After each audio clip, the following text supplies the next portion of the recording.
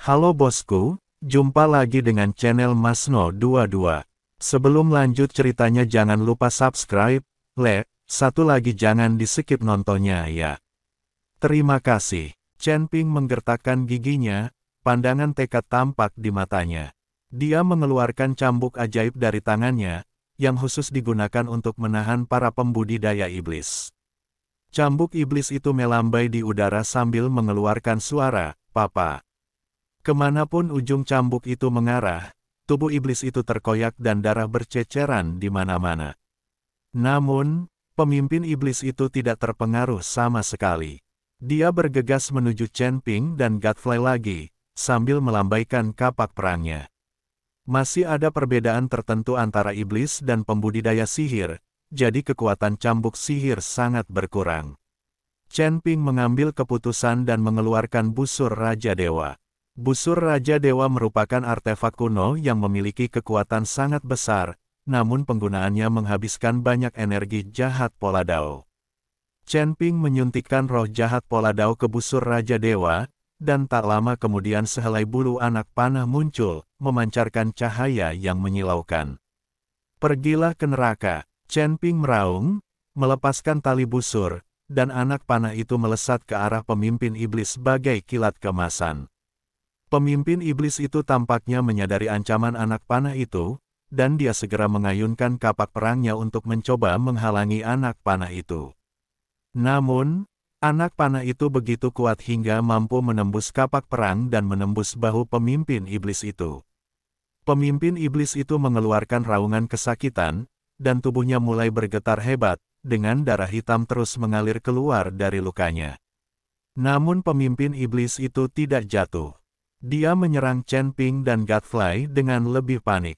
Chen Ping tahu bahwa sekarang ini adalah masalah hidup dan mati dan dia harus mengerahkan segenap tenaganya. Keluar, Chen Ping merilis Fire Kirin. Begitu kirin api muncul, suhu di sekitarnya langsung naik, lalu mengeluarkan raungan panjang ke langit dan menyerbu ke arah pemimpin iblis.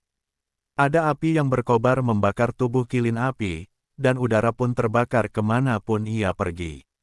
La bertarung dengan pemimpin iblis, dan api serta kekuatan hitam terus bertabrakan, menghasilkan ledakan kuat. Chen Ping mengambil kesempatan itu untuk mengangkat kembali busur Raja Dewa, memasang anak panah di atasnya, dan membidik ke arah jantung pemimpin iblis. Mati! Chen Ping mengerahkan segenap tenaganya untuk menembakkan anak panah itu. Anak panah itu melesat ke arah pemimpin iblis dengan kekuatan untuk menghancurkan dunia. Pemimpin iblis ingin menghindar, tetapi terjerat oleh kirin api dan tidak bisa bergerak sama sekali. Anak panah itu tepat mengenai jantung pemimpin iblis itu. Pemimpin iblis itu mengeluarkan raungan yang mengguncang bumi dan tubuhnya ambruk. Begitu pemimpin iblis itu meninggal, iblis-iblis lainnya langsung kehilangan semangat juang dan ingin melarikan diri. Chen Ping dan Godfrey tidak membiarkan mereka melarikan diri, mereka mengejar dan membunuh semua iblis yang tersisa. "Suci, saudaraku, kamu sangat hebat. Aku sangat mengagumimu. Kamu memiliki banyak hal di sekitarmu, termasuk binatang. Binatang suci ini pastilah kilin api, kan? Ini adalah tunggangan yang hanya bisa dimiliki oleh makhluk surgawi, kan?" Lalat itu memandang binatang kilin yang diselimuti api dan berkata dengan kaget. "Aku juga tidak tahu. Kilin api milikku masih muda dan perlu tumbuh perlahan sebelum bisa mengeluarkan kekuatannya." Chen Ping menggelengkan kepalanya. Dia juga tidak tahu tingkat keabadian tunggangan kilin api ini. "Saudaraku, ada begitu banyak batu abadi. Apakah kamu ingin aku kembali dan memanggil orang untuk menambangnya?" Si lalat memandang urat batu peri yang tak berujung dan bertanya pada Chen Ping. "Tidak, masalah tanah harta karun ini adalah urusanmu dan aku. Jangan biarkan orang lain tahu." Chen Ping tidak ingin orang lain tahu tentang urat batu peri di tanah harta karun. Setelah mereka mengambil alih tambang batu peri, yang lain akan tetap mengingini tanah harta karun itu.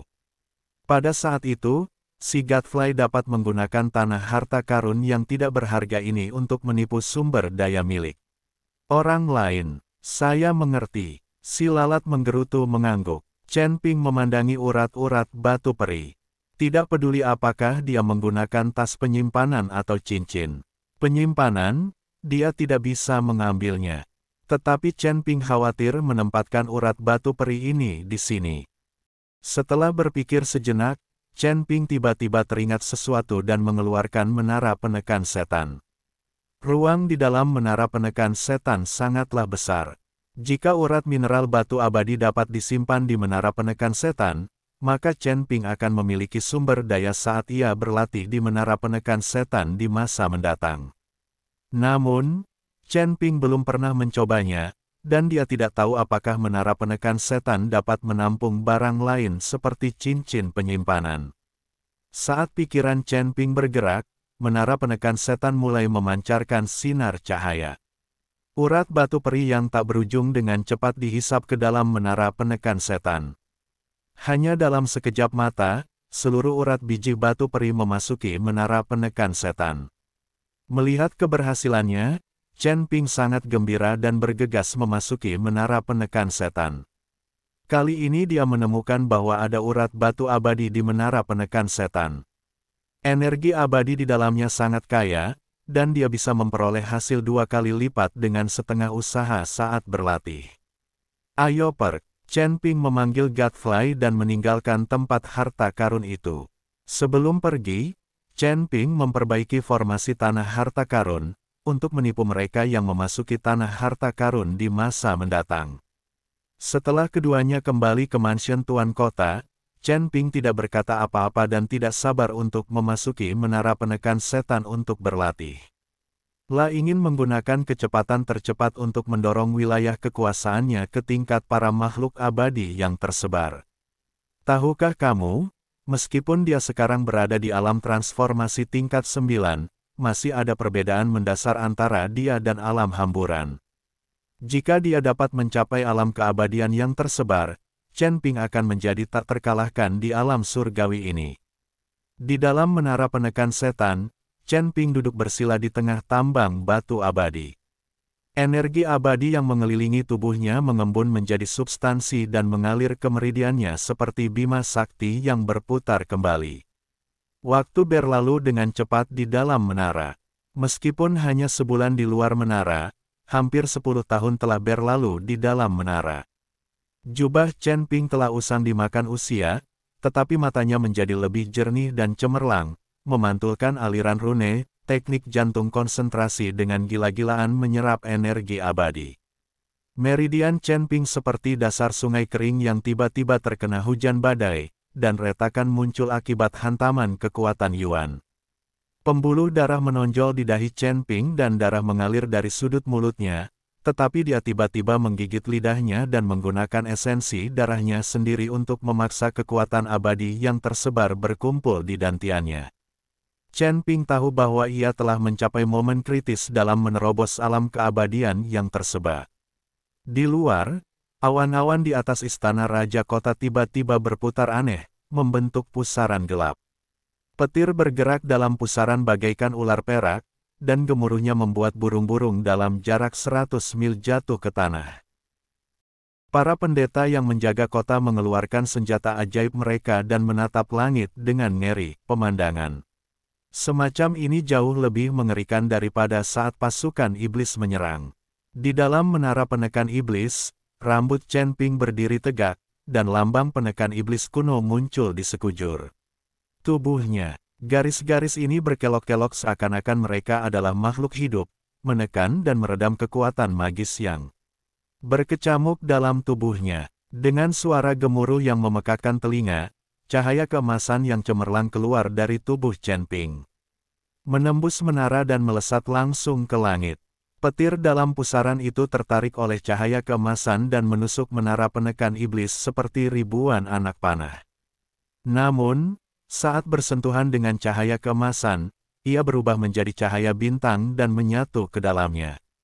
Ledakan, terdengar suara keras di menara, dan napas Chen Ping tiba-tiba melonjak. Dia perlahan membuka matanya, dengan cahaya seperti bintang mengalir di matanya, dan tekanan unik dari skateret. Fairyland menyapu keluar seperti air pasang.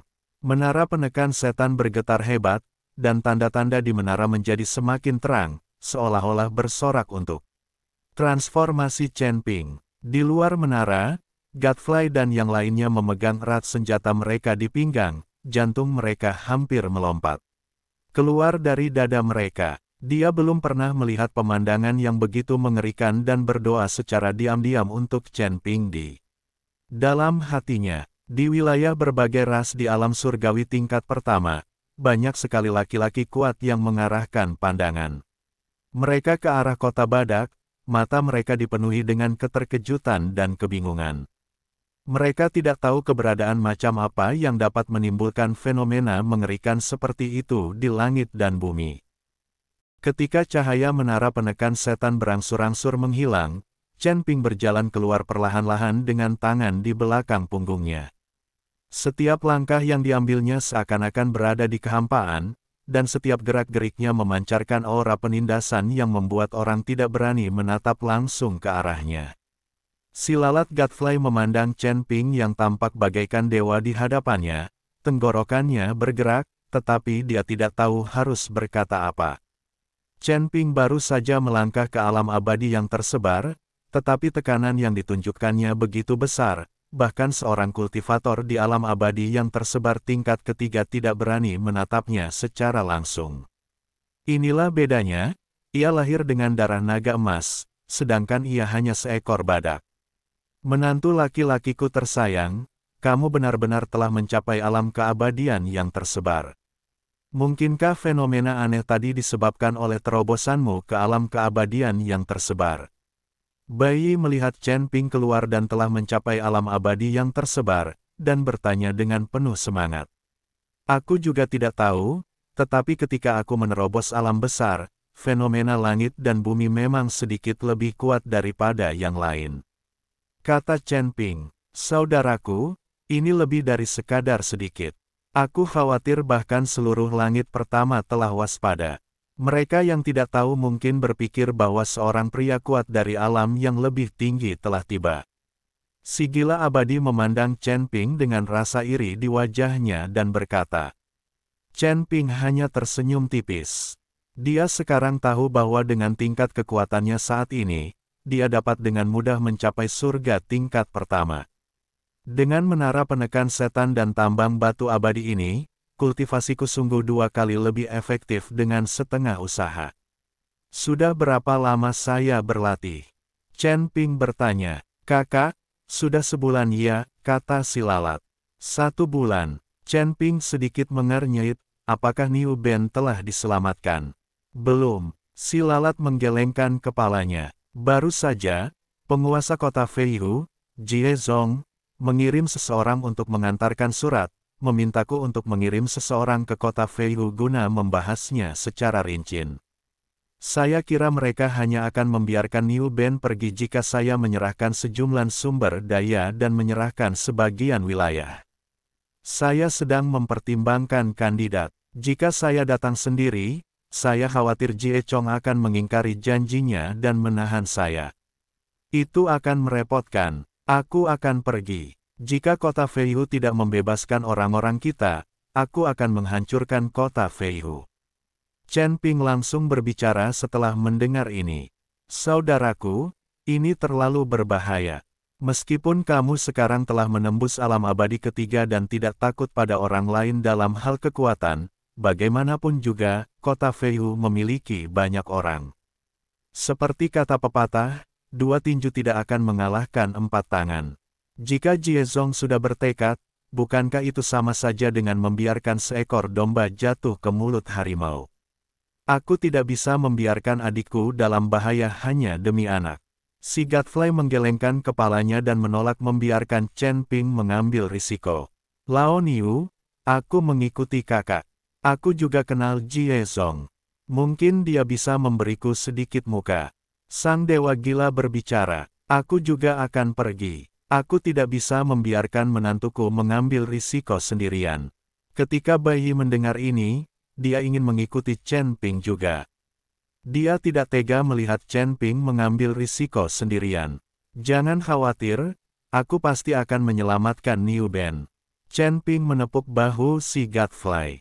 Saudaraku, Bagaimana kalau aku mengirim beberapa ribu prajurit untuk mengikutimu, sehingga kamu dapat mengurusnya ketika saatnya tiba, kata si lalat pengganggu. Tidak, aku ke sana untuk berunding, bukan untuk bertarung. Kalau terlalu banyak orang, akan merepotkan. Chen Ping melambaikan tangannya. Saudaraku, jaga dirimu baik-baik. Jika situasinya tidak tepat, segera pergi dan jangan khawatirkan Niu Ben.